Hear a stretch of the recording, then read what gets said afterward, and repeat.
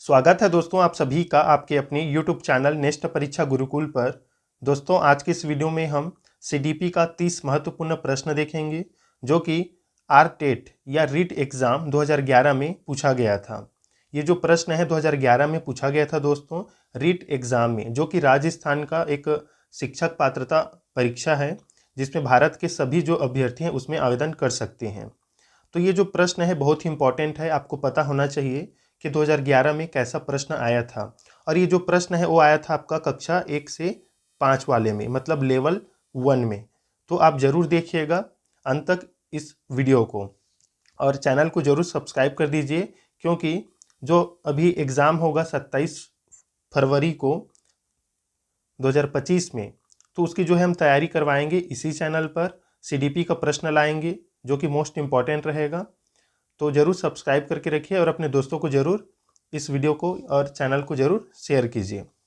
देखिए अभी जो है आपका फॉर्म स्टार्ट हो चुका है रीट एग्ज़ाम का, और ये जो फॉर्म है आपका 16 तारीख से स्टार्ट हुआ है,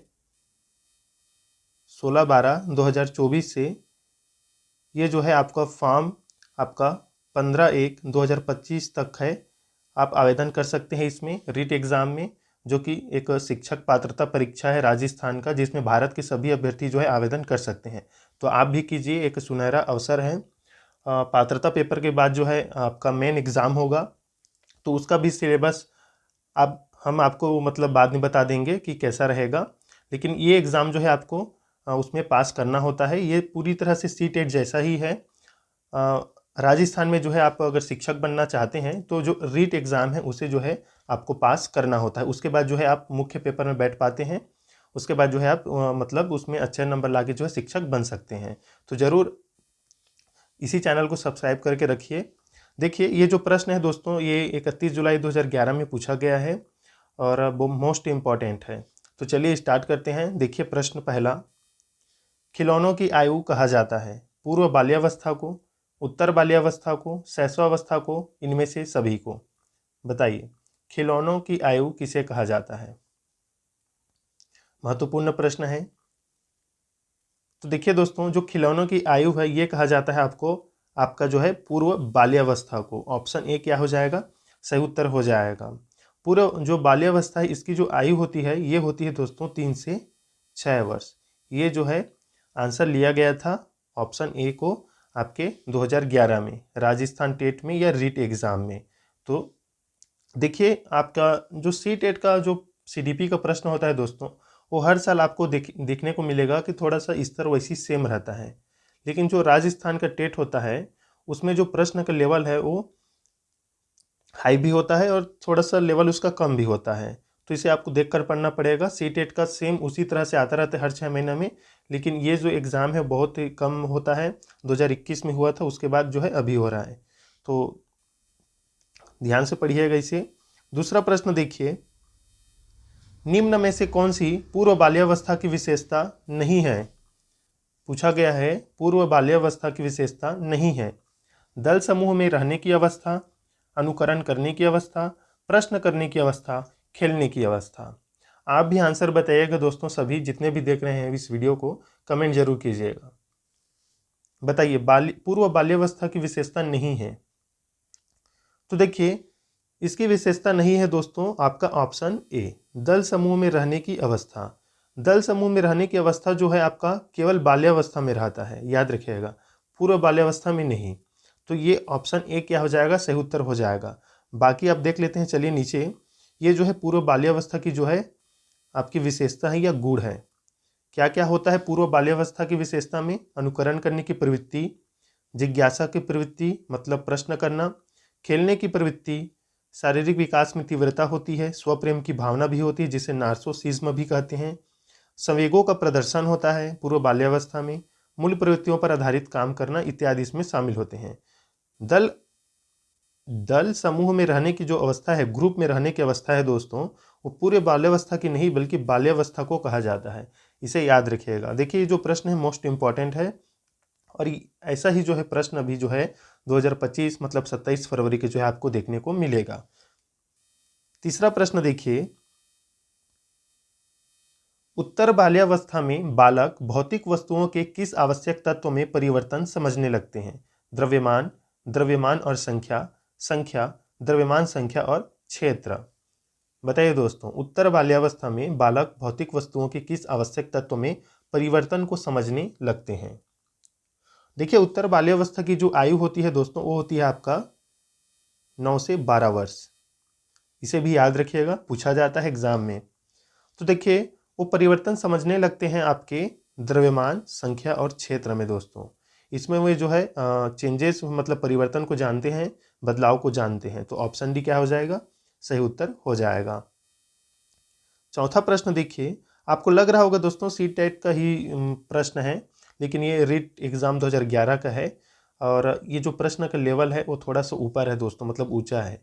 जो आप ऑप्शन देख रहे हैं उसमें बहुत ज़्यादा डाउट होता है इसमें। जैसे सी टेट में आपको हर साल जो है प्रश्न का स्तर सेम ही दिखाई देता है, अभिकथन, निष्कर्ष, कारण। तो ऐसा नहीं है, इसमें जो है डिफरेंट टाइप का प्रश्न आता है। याद रखिएगा दोस्तों, ये जो हम प्रश्न देख रहे हैं वो कक्षा 1 से 5 में पूछा गया था 31 जुलाई को। विकास का अर्थ है परिवर्तन की उत्तरोत्तर श्रृंखला, अभिप्रेरणा के फलस्वरूप होने वाले परिवर्तनों की उत्तरोत्तर श्रृंखला, अभिप्रेरणा एवं अनुभव के फलस्वरूप होने वाले परिवर्तन की उत्तरोत्तर श्रृंखला, परिपक्वता एवं अनुभव के फलस्वरूप होने वाले परिवर्तन की श्रृंखला। बताइए दोस्तों, डेवलपमेंट का अर्थ क्या है? ये बार बार जो है सीटेट में भी आता है डेवलपमेंट का अर्थ। तो देखिए, डेवलपमेंट का जो अर्थ है विकास का, वो है दोस्तों परिपक्वता एवं अनुभव के जो फलस्वरूप परिवर्तन होता है उसकी एक श्रृंखला होती है डेवलपमेंट। जैसे जिन पियाजे ने बताया था डेवलपमेंट, विकास की कितनी जो है अवस्थाएं होती है, संज्ञानात्मक अवस्था हमने देखा था उसमें। तो विकास एक चलती रहती है, निरंतर चलती रहती है। कमेंट में बताइए दोस्तों, जिन पियाजे ने विकास को सतत कहा है कि असतत कहा है, कमेंट जरूर कीजिएगा। देखिए, इसका राइट आंसर है ऑप्शन डी। पांचवा प्रश्न देखिए, महत्वपूर्ण। विकास के संदर्भ में निम्न में से कौन सा कथन सत्य नहीं है दोस्तों? विकास की प्रत्येक अवस्था के अपने खतरे हैं, विकास उकसाने या बढ़ावा देने से नहीं होता है, विकास सांस्कृतिक परिवर्तनों से प्रभावित होता है, विकास की प्रत्येक अवस्था की अपनी विशेषताएं होती है। बताइए सही उत्तर क्या रहेगा? कौन सा कथन सत्य नहीं है दोस्तों? असत्य हमें बताना है।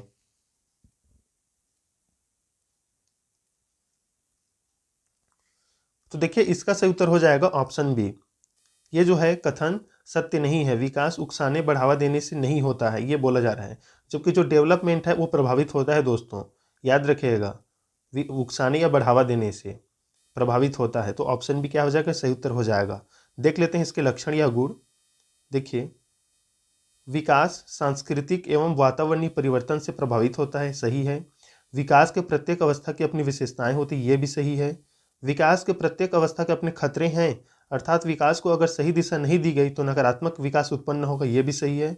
बढ़ावा देने से विकास प्रभावित होता है, यही जो अभी पूछा गया था, प्रभावित होता है दोस्तों, याद रखिएगा। ये जो है इसके लक्षण है या गुण है। छठवां प्रश्न देखिए, निम्न में से कौन सा विकासात्मक कार्य उत्तर बाल्यावस्था के उपयुक्त नहीं है? ऑप्शन है सामान्य खेलों के लिए आवश्यक शारीरिक कुशलताएं सीखना, पुरुषोचित मतलब पुरुष उचित या स्त्रियोचित सामाजिक भूमिकाओं को प्राप्त करना, व्यक्तिगत आत्मनिर्भरता प्राप्त करना, अपने हम उम्र बालकों के साथ रहना सीखना। बताइए, विकासात्मक कार्य उत्तर बाल्यावस्था के उपयुक्त नहीं है।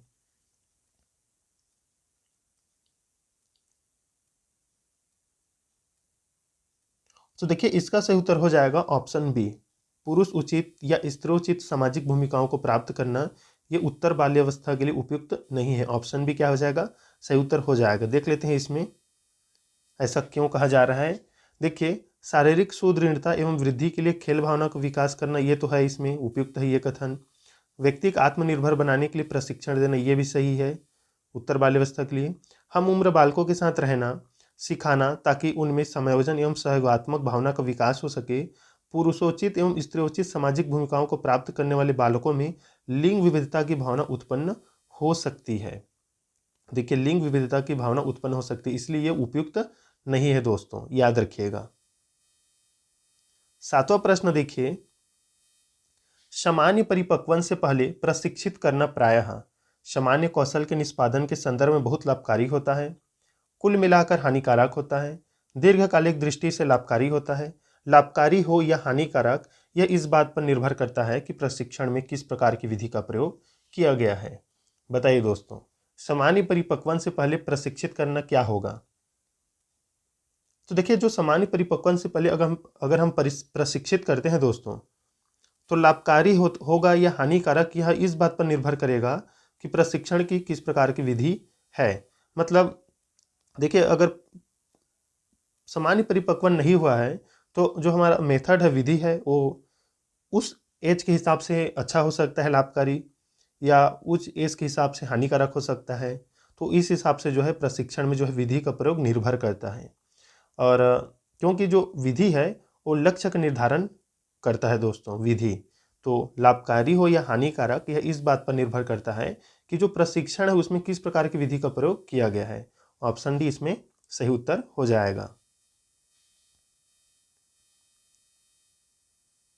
देखिए 8वां प्रश्न,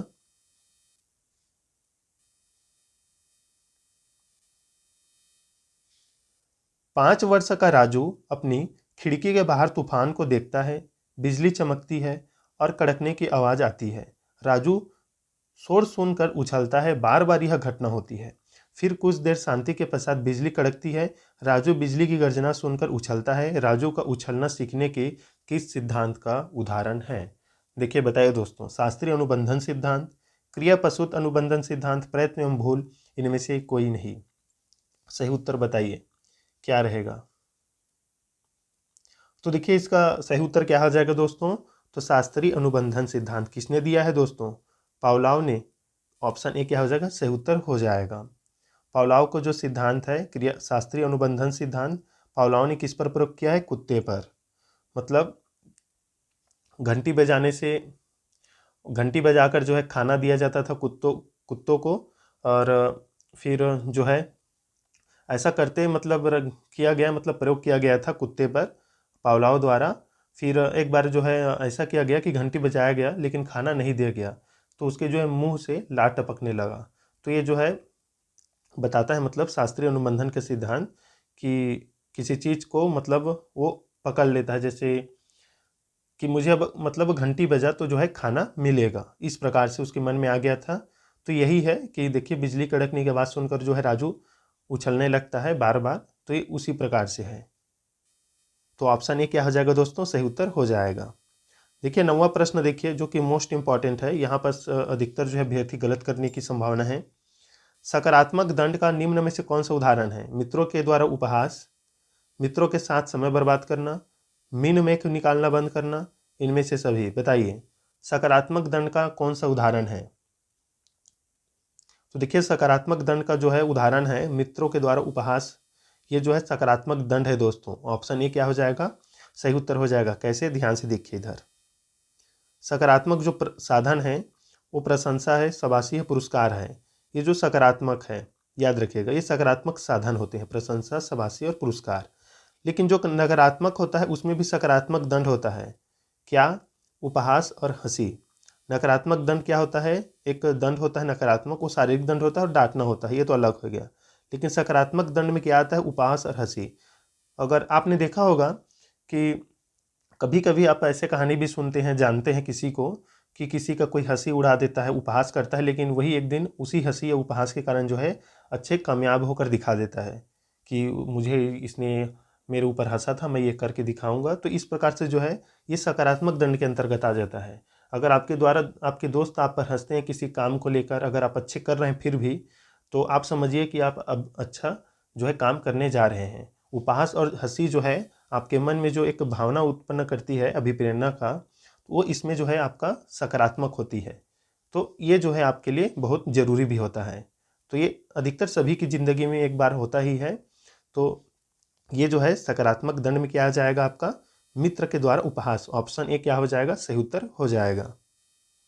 10वां प्रश्न ध्यान से देखिए, निम्न में से कौन सा कथन अभिप्रेरणा एक प्रक्रिया के संदर्भ में उपयुक्त नहीं है?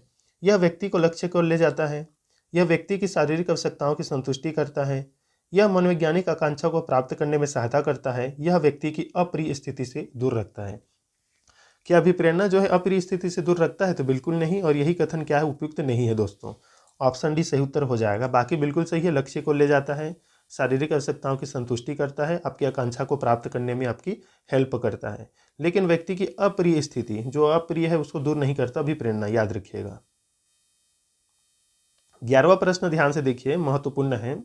किसी उद्दीपन के निरंतर दिए जाने से व्यवहार में होने वाला अस्थायी परिवर्तन क्या कहलाता है? तो जाहिर सी बात है दोस्तों, ये जो अस्थायी परिवर्तन है और उद्दीपन के निरंतर दिए जाने से जो परिवर्तन होता है वो अभिप्रेरणा कहलाता है।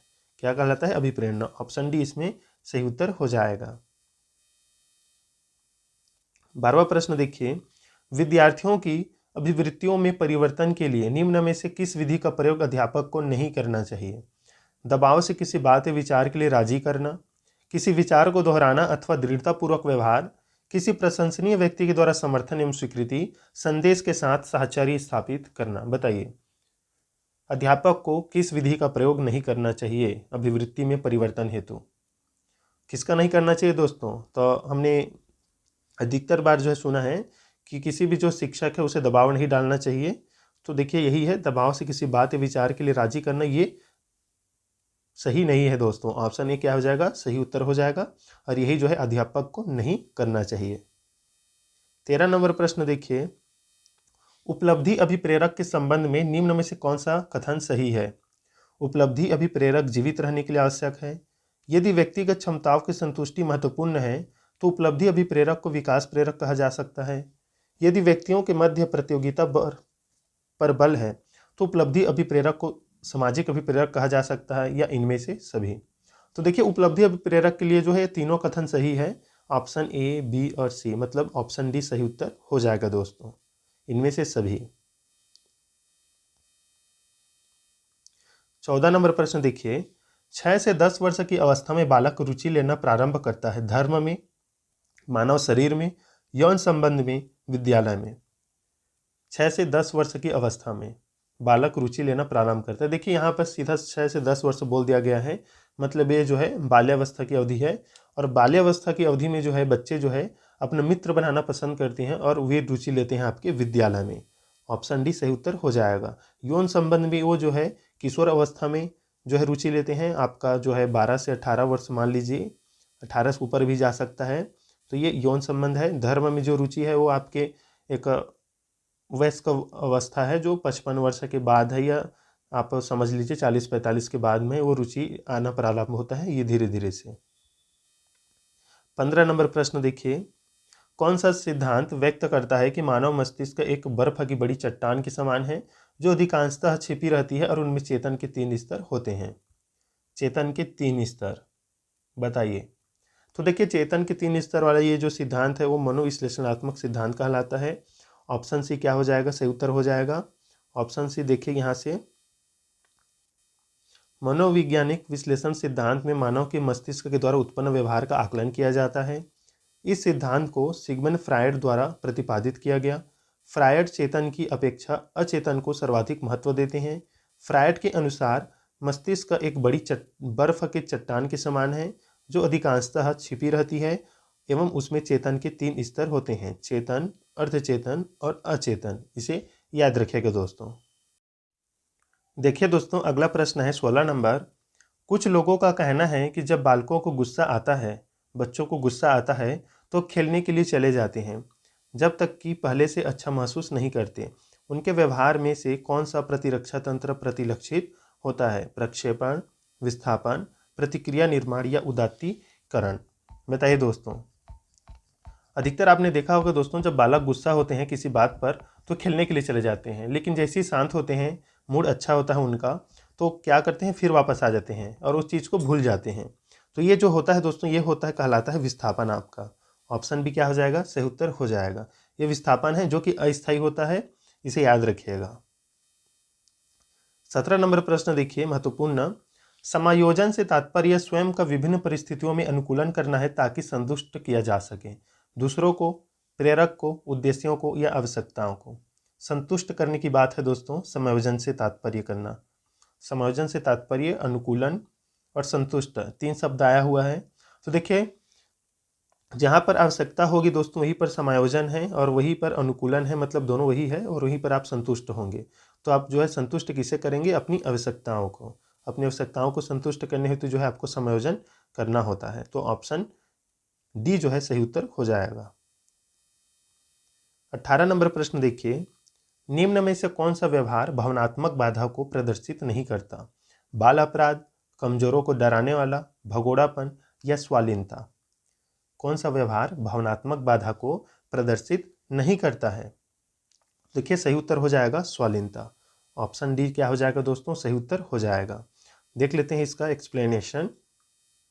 स्वालीनता भावनात्मक बाधा को प्रदर्शित नहीं करता है, बल्कि यह मस्तिष्क के विकास के दौरान होने वाला विकार है जो व्यक्ति के सामाजिक व्यवहार और संपर्कों को प्रभावित करता है। इससे प्रभावित व्यक्ति सीमित और दोहरा युक्त व्यवहार करता है, जैसे एक ही काम को बार बार दोहराना।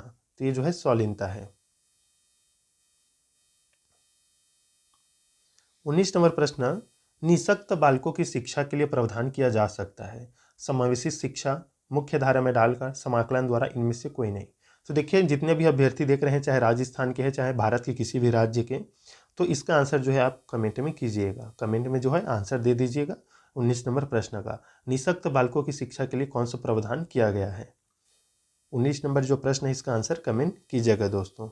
20वां प्रश्न देख लेते हैं, निम्न में से कौन सी मानसिक मंदता की विशेषता नहीं है? मानसिक मंदता की हमें पूछा जा रहा है, विशेषता नहीं है दोस्तों, याद रखिएगा।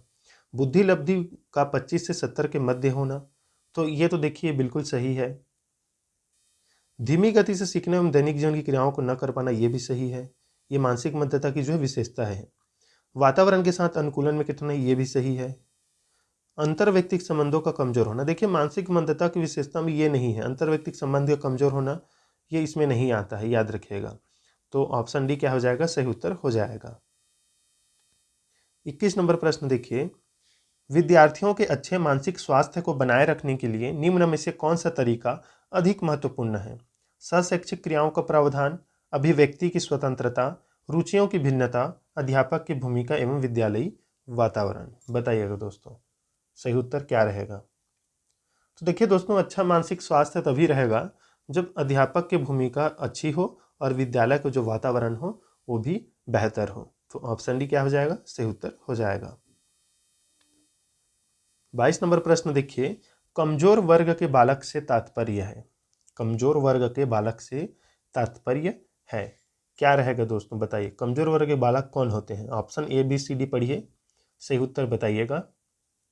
अंत में ये जरूर बताइएगा दोस्तों 30 प्रश्न में आपने कितना सही किया।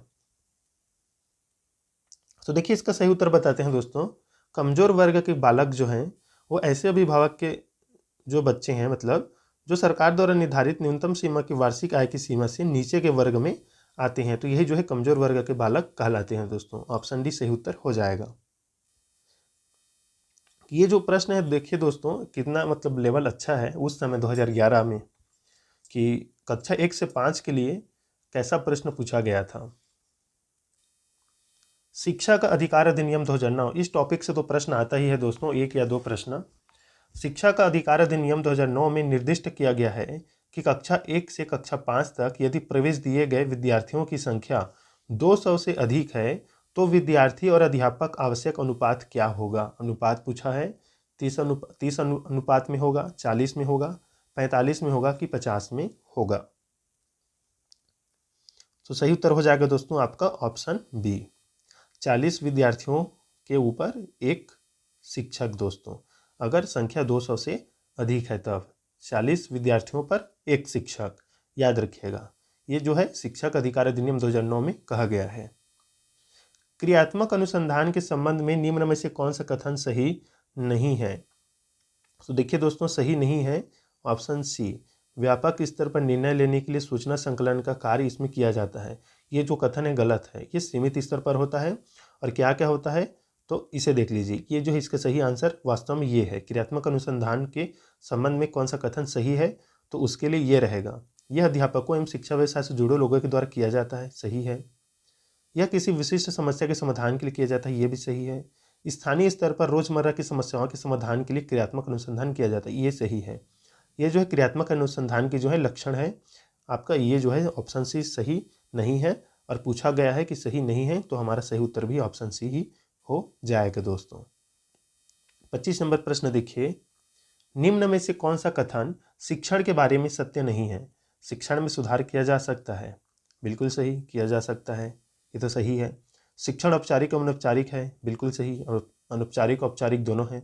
शिक्षण विज्ञान के साथ कला भी है, बिल्कुल सही, कला भी है विज्ञान भी है। शिक्षण अन्वेषण है, देखिए दोस्तों शिक्षण अन्वेषण नहीं है, शिक्षण जो है साहचर्य है। साहचर्य मतलब विद्यार्थी और शिक्षक संबंध को ही जो है साहचर्य कहा जाता है, अच्छा संबंध को। तो ये शिक्षक और विद्यार्थी के बीच अच्छा संबंध को दर्शाता है शिक्षण। तो ये अन्वेषण नहीं, क्या है, इसे अब लिख देते हैं साहचर्य है, साहचर्य है, याद रखिएगा।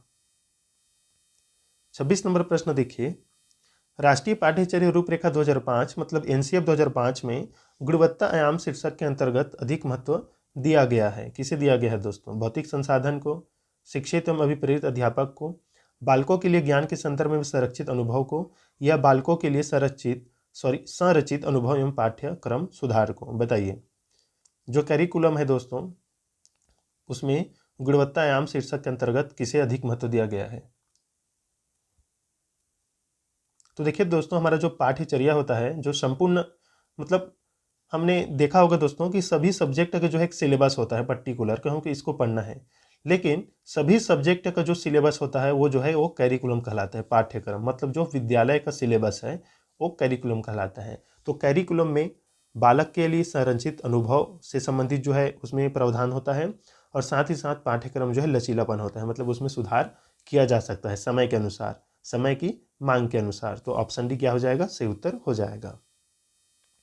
27 नंबर प्रश्न देखिए, एनसीएफ 2005 में निम्न में से किस परीक्षा संबंधी सुधार को सुझाया गया है? तो देखिए इसका सही उत्तर है दोस्तों कक्षा 10 की परीक्षा ऐच्छिक जो है ये इसे सुझाया गया है, कक्षा 10 की परीक्षा ऐच्छिक। ऑप्शन ए क्या हो जाएगा? सही उत्तर हो जाएगा। 28 नंबर प्रश्न देखिए, दबाव को कम करने एवं परीक्षाओं में सफलता के लिए क्या आवश्यक है? कम अवधि की परीक्षाओं में अंतरण, विद्यालय शिक्षा के विभिन्न चरणों में परीक्षाओं का आयोजन, वार्षिक एवं अर्धवार्षिक परीक्षाएं, विभिन्न प्रवेश परीक्षाओं के लिए विभिन्न एजेंसियों की स्थापना। बताइए दोस्तों सही उत्तर क्या रहेगा? देखिए जो रीट एग्जाम 2011 हुआ था, उसमें इसका सही आंसर दोस्तों ऑप्शन ए को लिया गया है। ऑप्शन ए को मतलब दबाव को जो कम करने के लिए जो शिक्षार्थी होते हैं वो उसमें जो है मतलब बहुत सारी जो है सिलेबस होता है, तो एग्ज़ाम में दिक्कत जाता है तैयारी करने में। तो इसी को ध्यान में रखते हुए जो है आपका सेमेस्टर जो है परीक्षाओं का आयोजन किया जाता है, जिससे आप पर्टिकुलर किसी टॉपिक को अच्छे से तैयारी करके जो है सेमेस्टर पेपर दिलाते हैं। तो 6-6 महीना का जो सेमेस्टर पेपर होता है, या बीच बीच में आपका जो है त्रैमासिक है, 6 माही है, वार्षिक है, एग्ज़ाम लिया जाता है, तो दबाव को कम करने के लिए लिया जाता है। इसमें ऑप्शन ए को सही लिया गया है, लेकिन ऑप्शन बी भी अच्छा है। इसमें विद्यालय शिक्षक विभिन्न चरणों में परीक्षाओं का आयोजन, ये भी सही लगता है, लेकिन मैं जो आंसर लिया गया है रीट एग्ज़ाम द्वारा मतलब राजस्थान के द्वारा, वो ऑप्शन ए है दोस्तों। ऑप्शन ए रहेगा सही उत्तर। मूल्यांकन के उद्देश्य से बताइए दोस्तों, मतलब मूल्यांकन क्यों लिया जाता है, क्यों किया जाता है, परीक्षा क्यों लिया जाता है? तो देखिए इसका सही उत्तर मैं सीधा बताता हूँ आपको। इसलिए लिया जाता है क्योंकि उत्पादक जीवन जीने के लिए शिक्षा किस सीमा तक तैयार कर पाई है का पृष्ठपोषण प्रदान करना। मतलब मूल्यांकन का उद्देश्य वही है कि विद्यार्थी कहाँ तक सीखा है, कैसे समझा है, कैसे जाना है उसको, और शिक्षा जो है उसको कहाँ तक अपने जीवन यापन हेतु सफल कर पाई है, जिंदगी जीने हेतु। तो उसका जो है पृष्ठपोषण का मतलब फीडबैक प्रदान करना, यही जो है मूल्यांकन का उद्देश्य है। ऑप्शन डी सही उत्तर हो जाएगा दोस्तों। इस वीडियो का लास्ट प्रश्न दोस्तों, प्राथमिक विद्यालयों के बालकों के लिए निम्न में से किसे आप बेहतर मानते हैं? वीडियो अनुरूपण, प्रदर्शन, स्वयं के द्वारा किया गया अनुभव, या इनमें से सभी? तो देखिए इसका आंसर बहुत ही ईजी है दोस्तों, आप सभी लगा दीजिएगा, मुझे पता है। ऑप्शन सी सही उत्तर हो जाएगा। स्वयं के द्वारा किया गया जो अनुभव होता है वो स्थायी होता है, और यही जो है महत्वपूर्ण है, बेहतर है। ऑप्शन सी क्या हो जाएगा? सही उत्तर हो जाएगा।